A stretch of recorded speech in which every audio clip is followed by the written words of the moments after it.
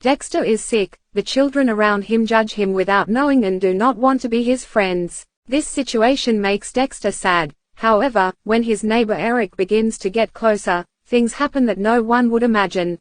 They create a friendship so pure, healthy and authentic, that he is capable of anything for the love of their friendship.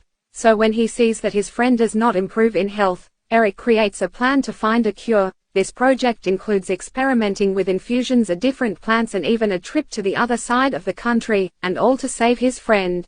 The road will not be easy and perhaps tragedy is closer than his innocence imagines. Erick was a misunderstood young man, and from the moment Dexter moved next door to his house, his life became more complicated. Tyler and other boys at school bullied him. According to them, he would become effeminate, and they insulted him with many ugly words. They thought that their neighbor could give him effeminate behavior. It was all because their neighbor had a disease. In their ignorance they believed that this disease was only contagious to effeminate people. Erick preferred to ignore them. One day while playing in the garden, he heard Dexter coughing from the other side. When he heard it, he asked him why he had to move there. He complained, because of him nobody wanted to talk to him. He asked him to come into his house and thus avoid being contagious. Dexter became sad and replied that he was sorry, but that he had to live somewhere. He explained that he should not worry, the disease could not be transmitted through the air.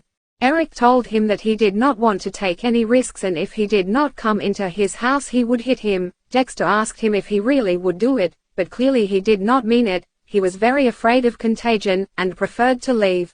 Minutes later Dexter talks to his mother. Her name is Linda. She is a beautiful woman and for Dexter the best mother in the world. Erick is not so lucky. His mother barely gives him any attention and no affection at all. In fact, as the holidays were approaching, the woman wanted to send him to a camp all summer. Erick asked her if he could go with his father instead, something that the woman did not like, and it is that her ex-husband had left her for a 23-year-old girl. After the bad moment the mother left. The young man again had to dine alone. He drank chocolates and soft drinks. His mother had neglected him. The next day Erick felt extremely lonely, so he approached the fence to chat with Dexter. The young man told him that when he was a baby he received a blood transfusion, and explained that that was how he contracted the disease. Erick noticed that Dexter was very nice. For this reason he asked him if he was sure that the disease was not transmitted through the air. When Dexter confirmed that he was sure, Erick did not hesitate to jump over the wall. Both began to play immediately, at least until Dexter's clock rang. He became sad, but it was time to eat. Erick wanted to continue playing and suggested that he eat when he was hungry. Dexter told him no, if he only ate when he got hungry, he would not continue living.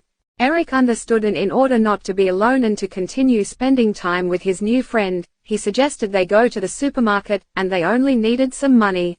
Dexter took out a lot of bills, which is why Erick asked how he had so much money. They are fines, Dexter said, and he told him that he would explain later. Dexter had a doubt. He asked him if it was very far from the supermarket, because if he walked a lot he would get very tired. Erick told him not to worry, and so they began their adventure. They started in the river. Erick took him on his raft. They began to talk about topics that only children think of. For example, who would win in a fight between a shark and a lion at a depth of 75 centimeters, and according to them, some scientists had put both of them to fight and it was proven that the shark would win. Dexter was just a child and he wanted to do childish things. Play, walk, have friends and talk about fantastical things and forget about the condition he suffers from. Erick tells him that his father lived in New Orleans. Dexter asked him what he did for a living. He innocently asks him if he knows the Led Zeppelin guitarist, because my father sold him the insurance for his car. After a few minutes, they both arrived at the store. Dexter didn't know what to buy, because he had never tried so many sweets in his life. Seeing the insecurity, Erick gave him a chocolate, and seeing that it was delicious the boys took a lot. They were on their way home. Erick began to take Dexter in a supermarket cart. They never imagined that at that moment Taylor and his friends would see them, who did not hesitate to bother them, calling them effeminate. Erick did not let him and answered him. Seeing that the subjects got off quickly and angry, Erick took a rock. Taylor mocked him and told him that with one rock he could not take on the three of them. Erick challenged him and told him that it was not necessary, he was only aiming at him. The bad guys grabbed garbage can lids to attack them. Erick confronted them and told them that Dexter had been infected in a blood transfusion and had to think about his little brother, since some time ago they had taken him to the hospital and he could see that he was infected. He tells him that indeed it did not happen, but if it were reality, and everyone would have called him sissy until the moment of his death, and the worst thing would be that before dying, fools like them would have believed that it was funny to beat him up. Hearing these words, Tyler reconsidered and began to leave, but Erick was upset and threw the rock at him. They began to chase him, but the boys managed to escape. They almost hit an old woman and a garbage truck. In the end they came out unharmed. They were on their way home and Erick commented that surely Tyler and his friends were the real sissy boys, and if this was the case he would have no problem kicking their asses, and he would teach all the sissy boys a lesson. Dexter replied that he didn't think it was right. In the hospital he had met many guys who liked men and they were all very nice. Hearing this, Erick made fun of it and Dexter preferred to run home. That night, unlike the others, the mother had dinner with her son. She told him that a neighbor had seen Dexter in the supermarket, and she was surprised that the boy could go out. Erick asked her what would happen if Dexter wanted to play with him. The mother told him that he would have to make up some excuse and always stay away, at least 2 meters away. The next day Erick visited his friend and told him about his mother's antics. Dexter told him that his mother wanted to invite him to dinner. He told him that there was no problem. His mother always came home late. Dexter told him that there was only one problem. His mother called him honey and asked him not to make fun of her. During dinner, Erick was able to control his laughter, but when Dexter's mother went for dessert, Erick couldn't hold it in any longer. He thought it was funny that she called him honey. This only showed Erick's lack of maternal affection. Linda came back with ice cream and told him that she would like to meet his mother. The boy only made excuses and told her that his mother worked about 22 hours a day. At that moment, Dexter told his mother that she owed her 25 cents. Every time he saw her rolling her hair, she had to pay a fine. Erick just looked at Dexter's ice cream and asked him if he was going to eat it, because he wanted it. Linda explained to him that it was safe to try Dexter's food. Even so, they preferred that the visitor not do it and not risk it. Erick realized that he didn't even remember it. Erick tells them that when they find the cure he will take Dexter to eat a giant ice cream. Linda gets sad and tells him that it was a good plan and preferred to get up from the table. Dexter explains to his friend that his mother was afraid of not being able to find the cure in time. The next day Erick shows Dexter the movie about the jungle healer, where a man cured people with the help of flowers, and he felt that maybe that was what they needed to do, and not only with flowers, also with leaves and candy. After all, he ate candy all the time and never got sick. Dexter thought it was crazy, but Erick told him it wasn't. He explains that years ago a man noticed that bread was growing mold and began to give it to people, and that's how aspirin came about.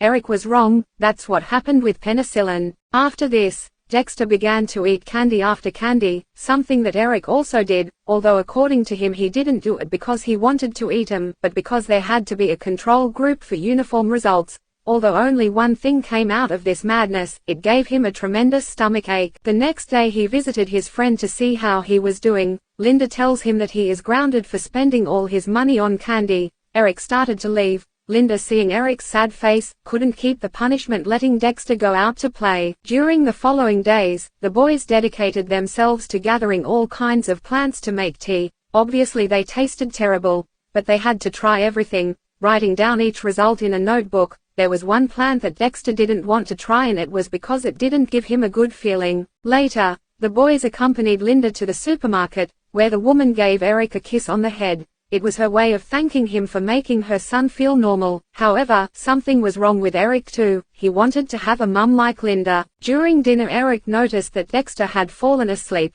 Erick didn't pay attention to it. He thought he was just tired. When he left and looked out the window, his perspective changed. Linda couldn't stop crying. It was noticeable that something bad was happening. When he returned home, the boy noticed that his mother had arrived early, and although he asked where she had been, it was noticeable that he was not interested. The next day, the boys went to the supermarket again. This time it was different. In addition to buying chocolate, they also bought a magazine from a doctor in New Orleans. The man claimed to have found the cure using a swamp plant and refused to reveal the secret. The note also said that the government was trying to hide the discovery, something that made sense to the boys. since with the cure the pharmaceutical companies would stop making money with the expensive treatments. The boys told Linda what they had read and told her that they should visit the doctor. She replied that if it were real, Dr. Jensen would already know and they would better wait for the next consultation. Dexter ended up disappointed and Erick told him that maybe the cure was already there, and they were sure that it was the plant that he had not wanted to try. He made him an infusion and Dexter comments that he still did not like it, but Erick said that it had to be that one.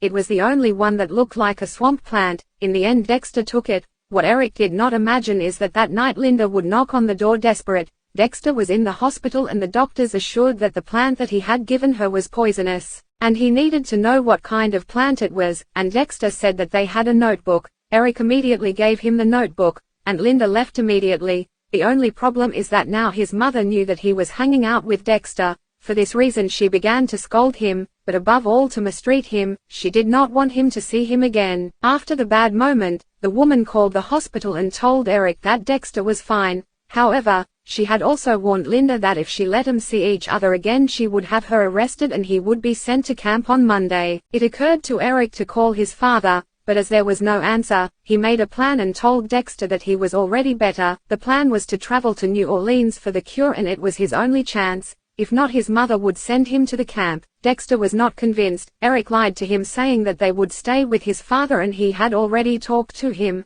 and besides, Linda was very worried and that would make her happy. This last thing was what convinced Dexter. He left a letter to his mother and they began their journey down the river in a small improvised boat. The boys sailed all night and part of the day, fishing and playing. When they were together everything was undoubtedly great. There was only one problem. New Orleans was 1,800 kilometers away and they were moving about 5 kilometers per hour. At the first opportunity they stopped at a port and began to look for a ride. This was where they met Jimmy. They offered him $20 if he would take them to New Orleans. Jimmy told him that it was little for such a long trip and they should go up more. 40, said Erick, is still little. The man told him. At that moment Dexter noticed something on the boat, so he tried to stop his friend. However, Erick did not listen to him and on the contrary offered him $162, that is, all the money. Erick believed that he had made a good deal. He assured that that money did not even pay for half of the gasoline. Dexter tells him that he tried to tell him that the boat was from New Orleans and that he should go back anyway, and if he did not believe him, he should read the notices on the boat. The boys began to have a great trip. When exploring the boat a little they would find a magazine not suitable for them, and they could not take their eyes off it. In Dexter's words, those women could not be real. After all, they did not look anything like their mother. It is because they are not mothers, said Erick. These are women. At that moment the boys turned the page and found that Jimmy kept more than $300 in the magazine. Erick immediately said that they should keep the money. Dexter asked him not to. The boat stopped and the boys noticed that Jimmy mounted a couple of girls. They could not stop looking, although the best for Erick was when Angelus, one of the girls, asked him to put sunscreen on her. The moment was ruined when Dexter said that his tattoo did not say angels, but Angel. This recklessness did not please the girl. Despite this, Erick continued trying to impress the girl, but it was not impossible. When night came, Jimmy got him off the boat to have some private time with the women. Having no other option, the boys made a campfire and began to sleep in a tent, until Erick noticed that Dexter was having a nightmare. Erick asked him what was happening. Dexter told him, crying, sometimes when he wakes up and it's dark he feels very scared just thinking that he has ceased to exist and that the disease has defeated him. Upon hearing this, Erick gave him his stinky shoe. He had to hold it when he slept. This way if he woke up and saw the shoe it meant that he was fine and had him nearby to support him. Dexter understood the message, took the shoe and began to sleep peacefully. The next day the boys noticed that Jimmy and his companions were not planning to leave after a couple of days. Erick tried to convince them to leave, but Jimmy told him to shut up or he would beat him up. They could not wait any longer. The problem is that Dexter's medicine is about to run out. So thinking about what was best for his friend, Erick sneaked into the boat and stole the guy's money. He needed it to get to New Orleans. After this the boys walked and walked until they finally found a road where they got a ride to the bus station. Finally everything would be okay, until they saw that Jimmy was there. Upon seeing him they immediately began to run and not knowing where to go, they ended up crossing a fence towards some abandoned warehouses. The man jumped the barbed wire which caused it to be cut a little. But despite this the guy followed behind the boys. Erick, to defend himself, took out a small knife, but they did not expect the man to have a bigger one. He told them that they should not having messed with him. Seeing this, Dexter took the knife. After all, his life was ending anyway. The man asked what he meant, so they explained that he had AIDS. The man's face changed completely. Erick took advantage of the moment and marked his hand. His blood was like poison. The man remembered that he had hurt himself with the spikes and immediately began to run scared. Erick celebrated the victory, but he did not count on that his friend would begin to feel bad. Erick covered Dexter's hand with his shirt, took him to the station promising that he would be fine, a promise that he did not want to fail. So instead of going to New Orleans, he made a call and they returned home with Linda. His friend's health was first. The next day Erick asked Linda if he could see his friend, something she agreed to do, taking him to the hospital. Once there, Erick celebrated seeing his friend better, although he noticed that he was not fully recovered. He also found out that the subject of the magazine was just a charlatan. There was no cure yet. After this, they began to play. However, from one moment to the next, he had stopped breathing. Erick called some doctors crying. The women immediately went to check on Dexter. They were sorry, but they knew that something like this could happen, and suddenly, he scared them. It was just a joke. The women's comments had left him very intrigued. The next day, Erick waited for his mother to go to work to visit Dexter. That day, they both asked the doctor if it was true that he would die, since that was what some doctors had said. The man commented that the situation was complicated. However, the story was full of miracles, and since he had seen him for the first time, he had realized that he could be one of them. He was wondering if he would die. Telling the truth, this made the boys calmer. When they went out into the hallway, Erick noticed how the doctor scolded the women, since that kind of things should not be said to a child. Days go by and Erick continued visiting Dexter, to chat, play, and above all to repeat the same joke as before. For them it was the most fun thing in the world. One day they made the joke for the third time. Erick wanted to see the doctor's reaction, only this time Dexter did not scream. This time it was true. This time his friend is not pretending. That afternoon when taking Erick home, Linda could not hold back her tears. Erick held back his tears and told her he was sorry. Does he feel like he should have tried harder? Try to? Linda asked. Find the cure, he answered. But you did, she commented. All the illness that Dexter had, all the sadness and loneliness he felt, you made all that go away. Erick, my son was very happy to have you. You were his best friend. Erick had lost a great friend. After this, Linda took the little boy to her house where when she saw him his mother began to mistreat him. This infuriated Linda, so she spoke alone with the woman. She made it clear to her that Erick was Dexter's best friend, so she would let him go to his funeral, and secondly she forbade her to touch Erick, otherwise he would not respond. The woman understood perfectly, so the next day Erick showed up at his friend's funeral, where Linda left him alone with him for a while. Erick really didn't know what to say, and after a few seconds he said goodbye to Linda. Here the woman asked a question, tangling her hair. She asked him if he would continue to visit her from time to time. If he answered, "You owe me 25 cents. This gesture made the woman laugh. In addition, she noticed that Erick was leaving without one of her shoes. Without knowing what was happening, she checked Dexter, noticing that he was holding him with his hands. Not only that, Erick had also taken one of his friend's shoes, which he let go down the river, where they had their last adventure. When a husband loses his wife, he is called a widower. A child who loses his father is an orphan, but there is no word that defines a father who loses his son, because it is not something that should happen. Don't forget to dry your tears, subscribe, and give it a like.